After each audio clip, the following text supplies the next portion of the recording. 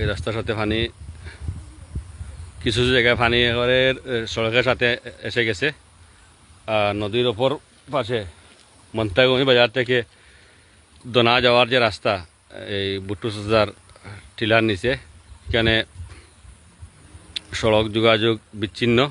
এই মন্তাগঞ্জের বাজার থেকে পূর্ব দিকে একটা রাস্তা গেছে, এই রাস্তা দিয়ে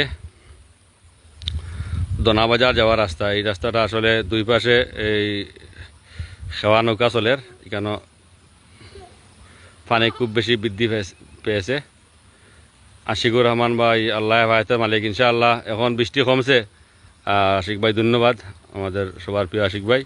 আর এখানে ছোটো একটা নৌকা দিয়া ফেরি দিয়া এই সামান্য জায়গায় একটু আমাদের বুট্টু চাচার টিলা, এখান থেকে এক পাশ থেকে অন্য পাশে এই নৌকা দিয়ে মানুষ যাতায়াত করে। এই দোনা সীমান্ত, এই শামসুদ্দিন মানিক গ্রেফতার হওয়ার পরে এই সীমান্তটা আসলে সারা বাংলাদেশে পরিচিতি পেয়েছে। এখানে রাস্তাটা খুব বেশি পানি বৃদ্ধি পেয়েছে। আর নদীর পানি আসলে খুব বেশি প্রবল স্রোত। আলহামদুলিল্লাহ এরকম যদি বৃষ্টি থামে তাহলে কিন্তু পানি কমে যাবে। আর এটা হলো গিয়ে দর্পণগড় পূর্ব পয়েন্ট, মাশাআল্লাহ। আর আমি আমাদের আর একটু